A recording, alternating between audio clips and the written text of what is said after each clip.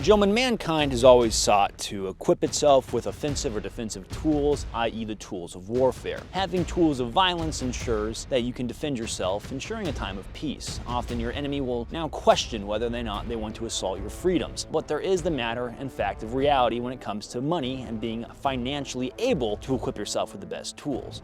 In the modern era is no exception. You have the Second Amendment, which is your right to keep and bear arms. I also think it's a God-given right of self-defense, but nonetheless, we come into the modern era where guns can vary in a number of different ranges. You can have high-end Gucci guns, or you can have a low-end, more poverty pony as they are often called. Today we are looking at a certain gun, and that is going to be a $500 Blim PSA rifle. Now the reason we are looking at this is because it's a very affordable AR-15, and we have to question how much can you get out of this at that price point. And so today we're gonna do exactly that. A lot of companies in the gun realm will focus on government contracts and try and land them because they are very lucrative. Now I of course do a lot of work with PSA. I'm a big fan of their company because one of their missions is equipping civilians with firearms, which I think is very cool because now I am a civilian. I used to be a beat cop and I had no prior military experience, and I am very passionate about the Second Amendment because I think that is a very crucial part of our country and our history and our duty as Americans. You still have a right to be well armed and well equipped, but you may not have the financial means to do so. So this sort of video could be a good little thing to look at and think, okay, you can start gaming in your head, how much money can I afford to spend on a rifle and a setup, and how much money is reasonable for me.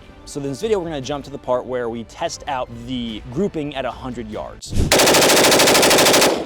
Gentlemen, this video is made possible by great sponsors. Sponsors such as Americana Pipe Dream Apparel, fantastic young Zoomers getting after in the military space and arena. I love Americana Pipe Dream. They have a bunch of awesome military clothing, gear, night vision manuals, knives, very, very cool Japanese knives. And they also have some very cool DPM, desert British DPM in stock. And they are always either getting cool stuff in or running out of items because they sell like hotcakes. So I would encourage you to stay in tune with their website or mailing list if you are not already. So a big thank you to Americana Pipe Dream Apparel. We love those guys a bunch load. They also thank the Sonoran Desert Institute. Get your accredited firearms training, get those certs, get that knowledge, go to school. If I would have gone to school for firearms, I probably would have learned and gotten way better grades and not have failed Algebra 2. I don't want to talk about it, it's still fresh. But the Sonoran Desert Institute will give you those creds, and that is a leg up in the workplace because having credentials may give you that extra edge in a competitive environment such as maybe gunsmith, which is a good thing. It can help out. So a big thank you to SDI. Link for them will be in the description down below. I want to do a grouping test before we put more rounds through it. We literally, for the first time today, off camera, just shot it and zeroed it with this aim point red dot on there, the Duty RDS.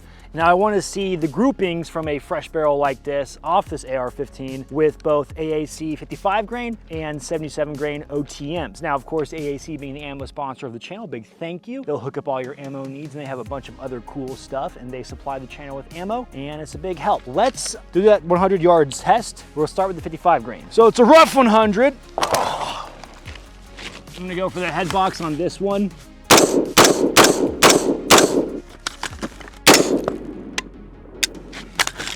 Now we'll do some 77 grains. Now we'll go a little bit lower right of the target.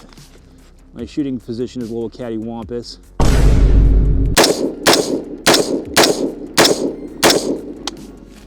Keep in mind, these are gonna be a rough grouping, but whatever. Go check out those results. The administrative. Oh. All right, so we got 6 rounds. 55 grain grouping looks pretty good for shooting a red dot and how bad of a shooter I am. 77 grain opened up a little bit, but that could be on me. There is that. Now, that was a very fresh barrel. And of course, in this video, we're gonna come back to, after burning it down, seeing how the groups are. For this process, we did swap out the lower, but I don't think that's the most critical part of an AR-15 to help speed up this process. We should probably open our dot up and turn it on a little bit. Ah, science.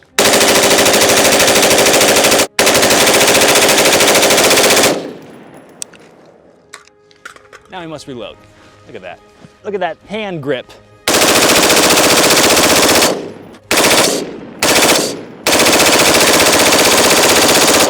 You know, I was never good at science in school, but if it involved something like this, I think I would have crushed it.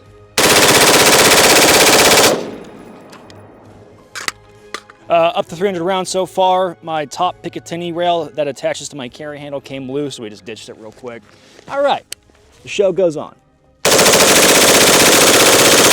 Gun is getting nice and warm.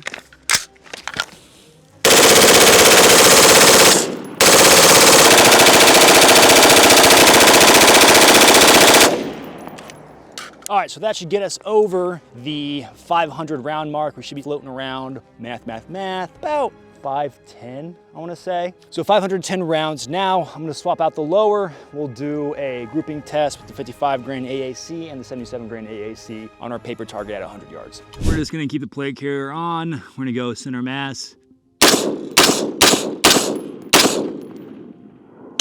That was 5, right? Similar setup.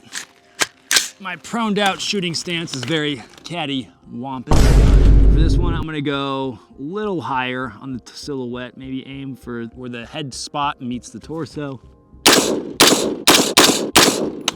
Okay. Rounds complete.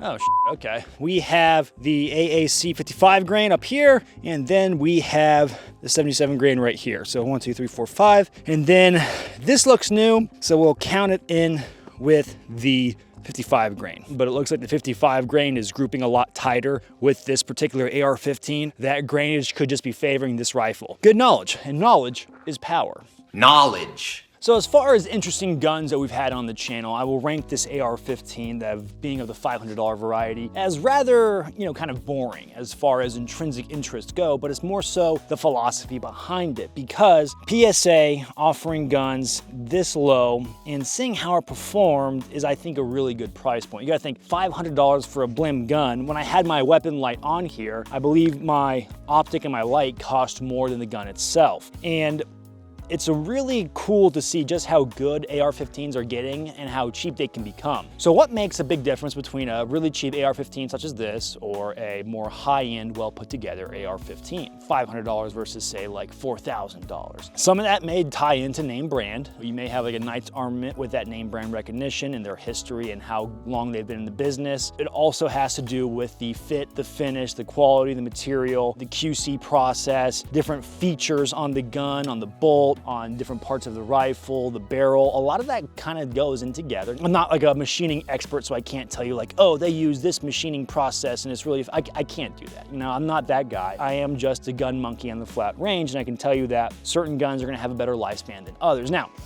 I will say that a $500 PSA gun, chances are, if you are owning this gun because you financially, this is the only gun you could afford, I don't think, or I foresee you going through a bunch of ammo. And if you do, hey, more power to you. But chances are, I believe the owner of this would be more so in the realm of like, hey, he wants to have an AR-15, he wants that covered, and he's getting a decent price point for this AR-15, a very, very decent price point, and it's kind of doing everything you need an AR-15 to do, right? There's really nothing on here that makes it less user-friendly. It's just not the optimal version of what an AR-15 could be nowadays, because nowadays we have ambidextrous controls, ambidextrous bolt catches. We have really high-quality rails that can hold zeros very well for lights, lasers, and attachments. As advanced as everything is, you still need the gun to shoot bullets and put them where you want them to. So we were just shooting from a max distance of 100 yards today. I don't have any doubt that this gun with 55 grain can really push out the distance, walking it out to 400, 500, 600 yards with the right calculations in there and a better optic.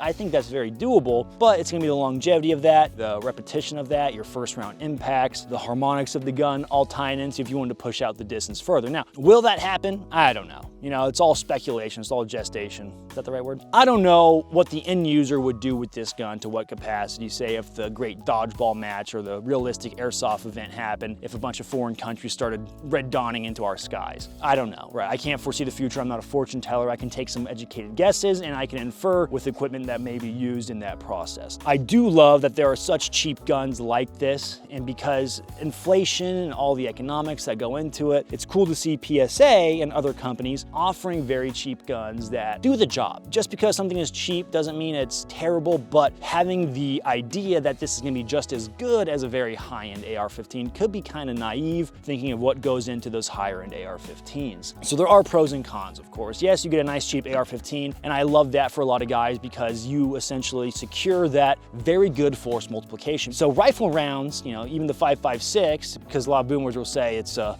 wounding round. this round will absolutely put people into the dirt. And just ask the 60 to 70 years of service that it's had in different variations, all the way from Vietnam to the global war on terror and so forth, that this is a very effective round and it's very lethal. It's very nice because these guys, I'm imagining, maybe you're a younger dude or you're a fella that doesn't have the financial resources, you have to look after your family and you're more worried about investments and setting yourself up long-term in the future, and you just don't have the coin that you want to drop on a super high-end gun. You know, that's totally a-okay. It's your money, spend it how you want. I know in the firearm zeitgeist, the common thing is like, buy the best, get the best equipment, but for the end user, that may just not fit your needs. Not everyone is gonna be out there trying to kick in doors. You know, you have a family to look after, you have your own self-interest to look after at the end of the day. It all kind of ties back into what's the best for you. And you are the best at that. You know exactly what you need. I am a dude on the internet just talking and saying a bunch of things and you're like, why would I watch this video? But you know exactly what you'll need. And you may think, hey, I know I need a $4,000 Knight's Armament rifle, or maybe I just need a $500 AR-15 rifle from PSA.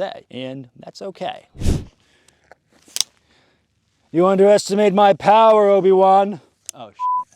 Dang it. Now, of course, the round count we did being 500 plus rounds in continuous fire is to simulate a very hasty break-in period, because on a lot of rifles, depending on the make and manufacturer, they often recommend, you know, a 500 round break-in period to really get the grooves and the movement all settled in to make it feel even smooth. This wasn't necessarily like a trying to see where the gun breaks, but we're trying to see how it does after a quasi break-in period. So keep that in mind. One thing I do like cheap AR-15s for is either if you are someone that can afford them, or maybe you're someone that's even very well off financially, you have the potential to levy your own like little warlord militia with a bunch of $500 AR-15s. And of course, this is all in Minecraft and hypothetical, but I do like the idea because I've talked about it long ago about like say like the Mosin Nagant, right? If this was like a warlord into the world situation and you were really set off and maybe you invested in Bitcoin in the right time, you could potentially have like your Mosin farmers, right? That all go out there into the field and they're all farming for you. And then you have like maybe your AK assaulters, or maybe you have your $500 PSA AR assaulters. And it's kind of fun, you know, it's like a fun, like nerdy wargaming thing that I like to think about. It doesn't work well on dates. If I'm telling my wife, she's like, I don't care. But to the buds, you know, it's fun. You know, you're like hypothetical, you know, LARPing and wargaming in your head, and it's all kind of like that little chess movement around the board.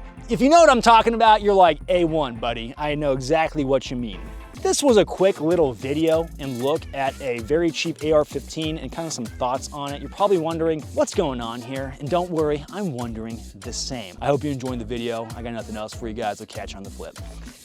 As he walks off into the desert, if you enjoyed content such as this, feel free to check out the Patreon where you can patron the arts that you would like to see. Big tech does not like what we do here, so Patreon really does help out in the front of this battle. So I really appreciate you if you are a patron, and it means the world to me. And if you want to go check it out, there is a bunch of perks such as early access to videos, exclusive videos, a Discord where we can stay up late and talk to girls, a bunch of fun stuff, even some deleted scenes from other videos that just don't make the cut. So Patreon's a great source, as well as merchandise. Merchandise also helps out a lot. If you enjoy the channel, then maybe check out a t-shirt or two that could fit your vibe, and I really appreciate it. Now it's the end. Now we're getting out of here. Colton, roll the bloopers. Why does he keep walking off?